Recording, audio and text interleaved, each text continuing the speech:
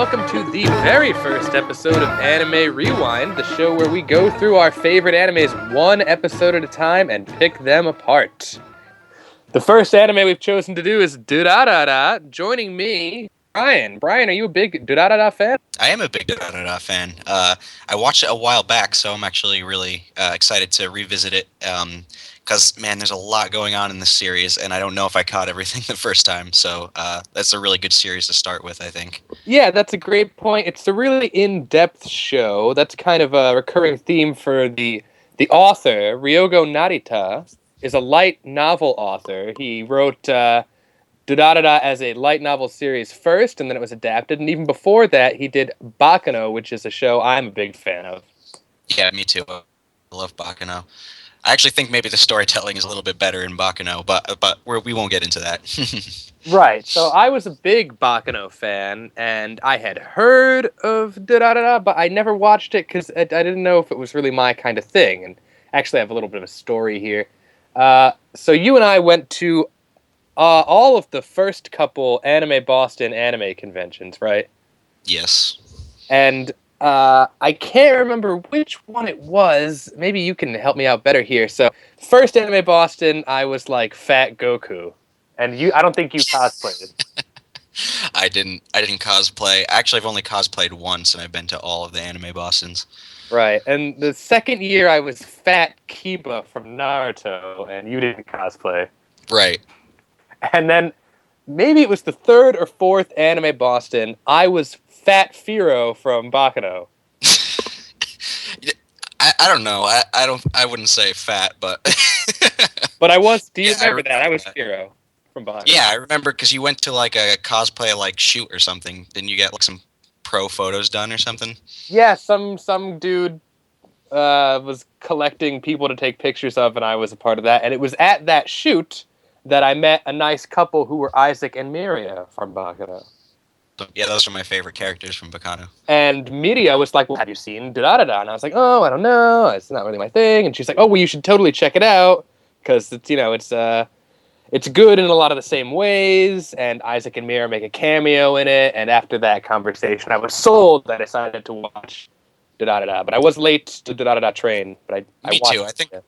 I think it was a while after I saw Bacano that I watched Durarara. Like I knew that it was on Adult Swim and stuff like that, but I didn't really know much about it.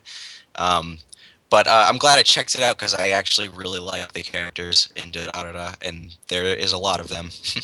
Okay, so that brings up an interesting point. We're both watching the same episodes, but you're watching the English dub because you prefer that. I'm watching the Japanese dub because I'm a purist and a. Oh, I didn't know that. Yeah, I don't know. If the dub is, if it's good, I prefer listening to the dub because I can kind of like multitask while I'm watching anime. Like I can have it on in the background and I can still absorb the information. Whereas like if I watch a subtitle, I kind of have to just be concentrated on the show. Right, and this is an age-old discussion in anime fandom. I think kind of the thing that everyone agrees on is that whichever language you watched it in first ends up being the one you think is better. That is kind of true. There's a few exceptions God, what Genshiken. I really prefer the Japanese over the dub. But yeah, for the most part, it seems like whatever I watch it in first, I kind of prefer that. All right, so a little background of Durarara in case people don't know. The name, people claim that Durarara is supposed to be. Do you know, Brian? The name Durarara, what it means? Yeah. I, I I heard that it was like a Japanese onomatopoeia for like the hustle and bustle of a crowd, but I Okay, don't yeah, know. that's another one. I've heard that it is supposed to be the onomatopoeia for a motorcycle, like right? Yeah, that makes sense actually. But from what I've read, neither of those are true. It is a meaningless title. Someone asked the author, "What are you going to call this?" And he was just like, "Do da da da." Yeah, that's good. Oh, come on, are you serious? I'm serious. That's what I read. If that is true. I kind of hope it is true because that's a better story. Right. I mean, I all of those are plausible to me. I heard that as the truth, that it is meaningless, no meaning behind the name. That wouldn't surprise me. All right, so why don't we, the first thing you see when you turn on the show is the intro. Yeah, the intro song. 裏切りの夕焼け厄介に絡みつく汗を切り裂くようにしてマシ All right, so I like the intro song. My favorite part's when it's like, Asahi wa noboru, yeah. I like that part right there. Yeah, I really like the visuals. Actually, I think it's really cool. It stylistically is kind of similar to like Bacano. I feel like. Oh yeah, yeah. They do the close up on each character, and they give them the names. I don't know if they do the names in Bakano, but they do that here in Dur. Uh, but yeah, it's a good song, catchy song, nice visuals. It's exciting. To be honest, uh, when I first watched the show, the only intro I really liked was the episode one intro because after that they start splicing in scenes from the show in the middle of it, and I never enjoy that. Yeah, it ruins the rhythm of the song. The song has this really awesome drum groove in it. It's like I love that. Yeah, we both like the intro. It's a good one. And it's it's kind of good for these animes with an enormous cast, that you get to see them all again. It's like, oh yeah, that guy, and then I don't know how the English dub works, but Yeah, as you get further into the story, you start to understand the opening more and more. right, and in the fan sub that I'm watching, they helpfully write the English characters for each name, which makes it a little more easy to remember everybody. Since I don't speak Japanese, I don't think you do either. I certainly don't. All right, so the show starts. The very first thing you get is main character on a train, which is a very traditional, you could say cliched way to start an anime. Yeah, it's a big anime trope. Yeah, so we open up with Mikato, I believe his name is. He's kind of narrating, and he seems to be like this withdrawn kid. He's never left his hometown. Right. Uh, So that's a big thing throughout the show. There's always someone narrating. right. And so he was kind of like coaxed into like going to this new school by this kid who he hasn't seen in 4 years, Masomi, and he's like this kind of hipstery, goofy. His hair is dyed blonde, and he like encouraged Mikado to come to Tokyo. He tells all these bad jokes and stuff. Right, And, right. So they're kind of opposites. You've got Mikado, who is like, super geeky. Like you said, he didn't leave his hometown. He talks about how he was absent for both his school trips. So he gets two little keychains from his friends who did go on the school trip. The first one is a silver Buddha from Kamakura, where there's a giant Buddha statue. And then later you see he didn't go on the junior high school trip either. He gets a keychain from Nara, which is also a Buddha because there's a giant Buddha in Nara. So there's a funny little joke there. And then he meets Kita, who's, what I wrote down was that, like, Mikado is, like, completely overboard main character cliches, right? Like, they really took the anime main character and went all the way with it, right. exaggerating it. And then they did the same thing with Kita. He's like the silly, charismatic best friend. Yeah. They went class clown. right 100% in that direction for him. But yeah, And so obviously their character archetypes are like built to balance each other out. Right, and it's a familiar space for us to start with. In this show with so many crazy characters, we can all easily grasp, like, oh, he's the quiet, sheltered main character. Oh, he's the goofy best friend character. Right, yeah. And then hopefully, as the show goes on, then they'll build upon that. But there's so many characters to establish In fact, like the first 2 episodes is basically just like establishing this world and all these characters in it. Right. So I think going on, one of the first things you notice after that is the backgrounds are amazing in this anime. Really well done. Yeah, I really like the art style. It's like really slick. Kind of almost reminds me of like Persona-ish a little bit. Um, yeah, it's really cool. Kind of like that trendy style.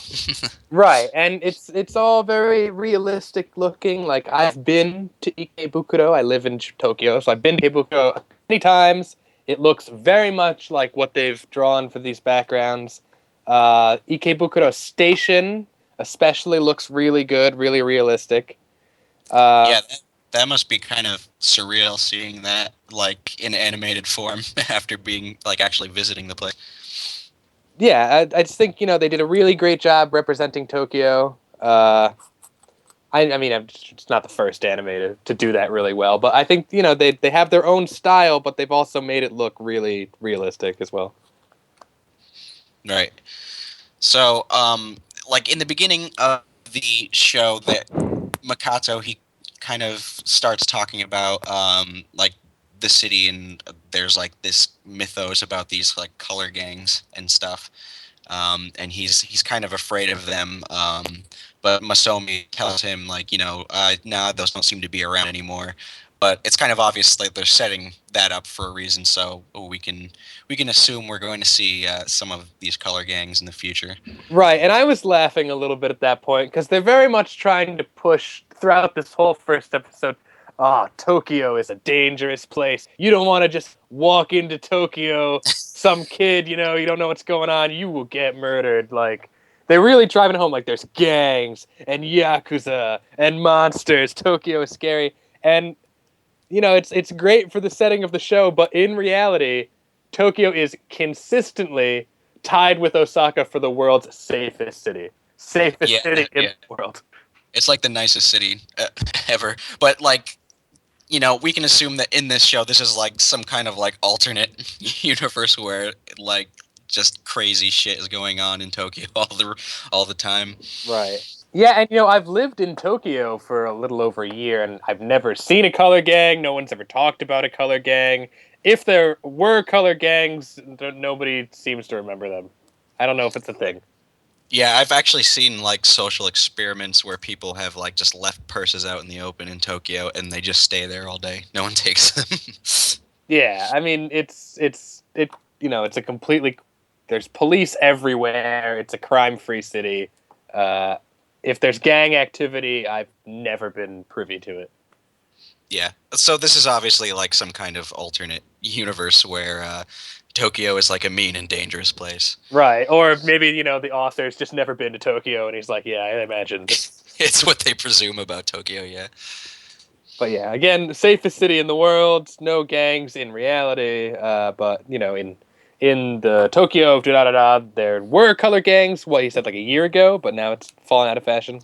Right, yeah, he says that they're no longer around, but it seems a little suspicious. Right, and so another thing in these early scenes you notice is that all the background characters are grayed out. They're just walking gray shadow people.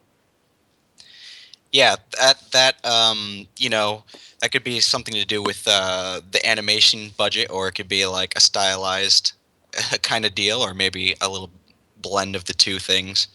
Right. So, they've got these great backgrounds and this really fluid, nice animation. They don't want to waste it on a bunch of nobodies. Or, like you said, style. They just want to draw your attention to the characters that are important. Right, and I think it does kind of work. I didn't even really notice it, and I mean, when you brought it up, I remembered it, but it wasn't something that really stuck out in the back of my mind. So Well, I felt like it kind of worked with the style of the show and everything. that comes to my next point, Brian. I have a different theory. I think that since these are all narrated, they're all being shown. Basically, we're being shown the memories of the characters. So we're getting Mikado's memories of his first days in Ikebukuro, and my evidence for this. So the characters he remembers running into, they're all in color and in detail.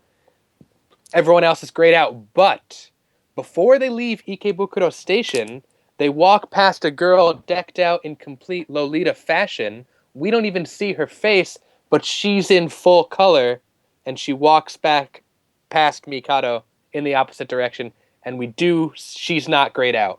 So, I'm thinking anyone that Mikado remembers distinctly seeing that day isn't grayed out, and the grayed out people are just people that don't really mean anything to his memory.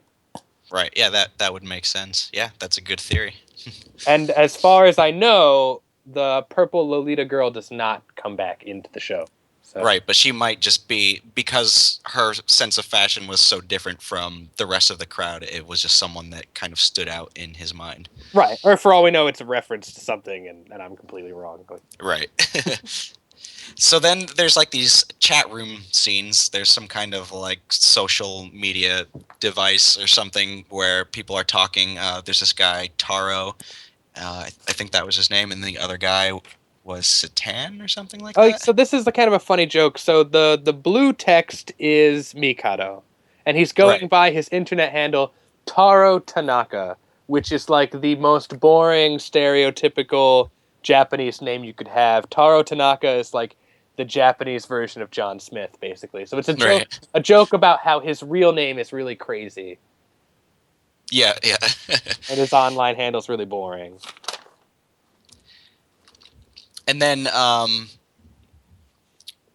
Masome, he also tells Mikato kind of about, after they talk about the gangs and stuff, he says, there's worse things than gangs out here. Be careful. So, I think that's kind of kind of alluding to maybe some of like the urban legends and stuff that would arise in the city. Right, and then Kita's also like making faces at certain times, so like narrowing his eyes when he talks about stuff. So maybe he's got some backstory they're alluding to also. Mm-hmm. We're trying to be a spoiler-free podcast, so I know a lot of us have already seen this and know what's going on. But if you are watching for the first time, we'll try not to spoil anything for you. Okay, so then we run into Kadota's gang. Kadota and his van of friends. Right, the nerd van. Right. So they're friends with Masome, and the friends are Erica and Walker. And I think what's the driver's name? Is it Kaiohei or? Oh, I can't remember. He's not. He's a good character. I just I don't remember him that well. Yeah, I'm terrible with names. But yeah, Erica and Walker, who are basically you and Liv. Yeah, they're giant otakus. Actually, when Mikato first runs into them, he runs into like this giant cardboard standee of the the girl from Spice and Wolf, and they're standing behind it because they just purchased it from some nerd shop. Right, and I think they're discussing that some light novel series just had a big release of a bunch of volumes, and they bought a ton of them with plans to resell or collect them or something. Yeah, something shady.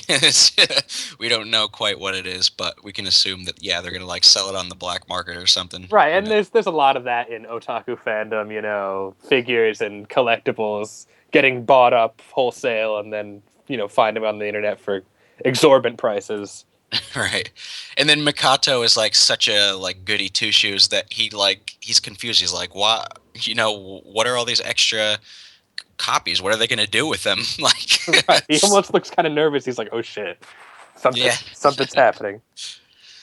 So that kind of alludes to like what a kind of like Mary Sue character he's kind of established as. Right. Okay, so the very next thing we get, you said we go back to the forum where they're having a chat, and they start to bring up suicide pacts. People who are online friends meet in real life with the intent to commit group suicide. Right. And next thing we get are two characters we don't know meeting like for the first time in public somewhere. Right. So this girl and this guy meet. She assumes that it's this guy that she's been talking to. Right.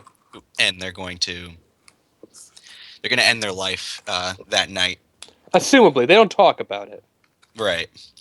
Okay, so he leads her back to a van, and she gets pushed in the back. This guy is waiting for her in the back of the trunk, and he grabs her, and it's all witnessed by this shady guy who's wearing like a fur coat in an alleyway, and Cut yes, this they part out, drive but it's off the with first her. episode. Right, and Right, that's okay. some foreshadowing for the next episode, and then Kita and Mikado run into Simon. Itorashai, Rasho Right. Sushi.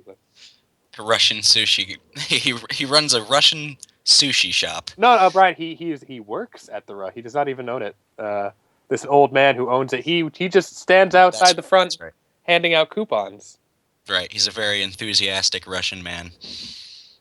And he's just like, oh, don't mess with Simon. He's got superhuman strength. Yeah, he's it seems like, you know, in this episode they establish him and this other character who we don't really know much about yet, Shizuo, as like being these two really badass, strong kind of people.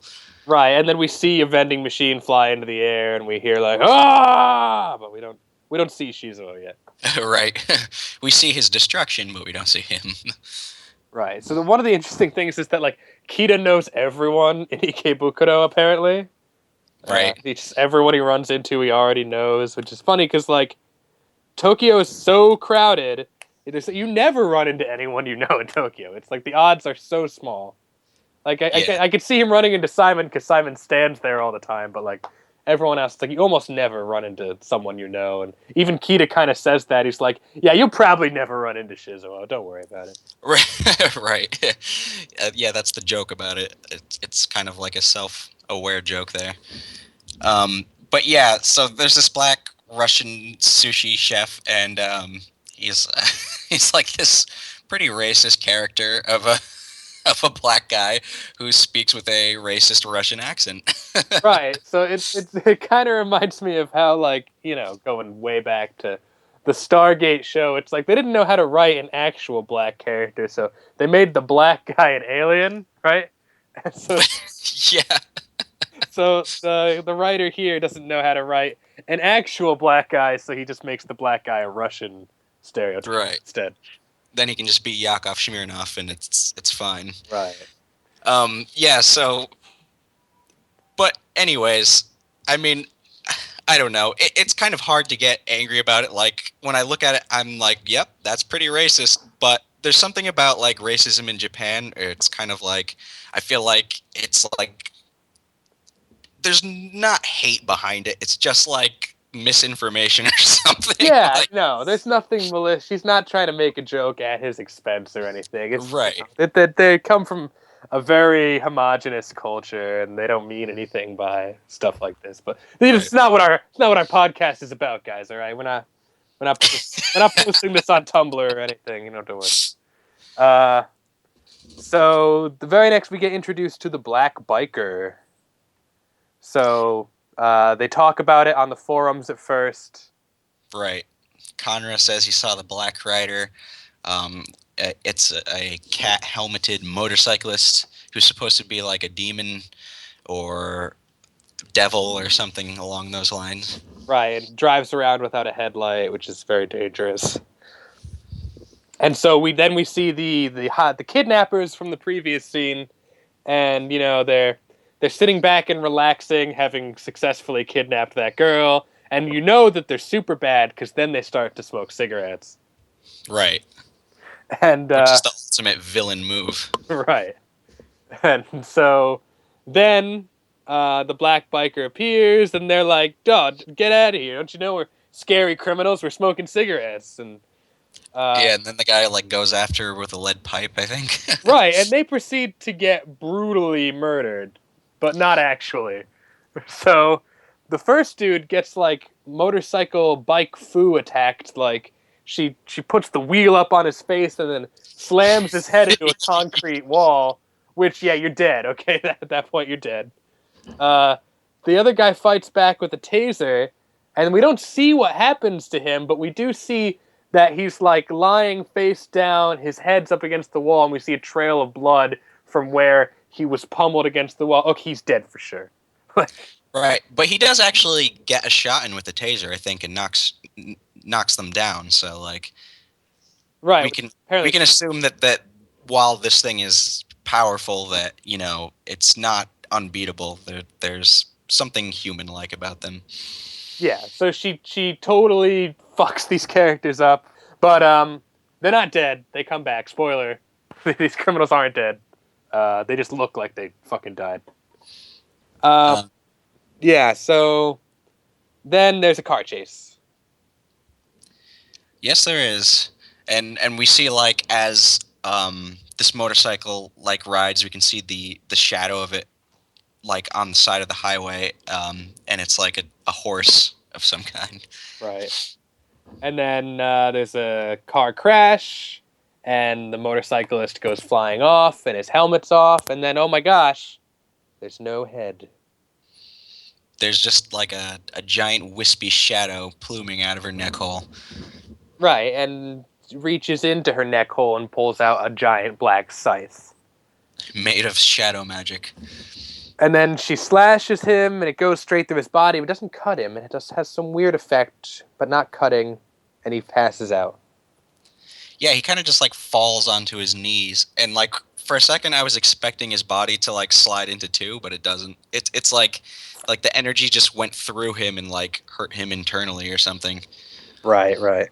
Um, and that's kind of the conclusion of that that arc right there. We don't know what happens to the kidnapped girl, but all the kidnappers are defeated.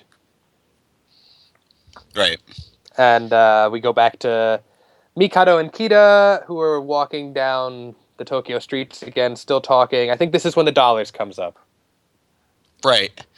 Yeah, he starts talking about the dollars, and Mikato is like, who's the dollars? And he says like, it's a gang and people don't really know who they are. They don't really seem to have a color. They could be like anywhere or everywhere.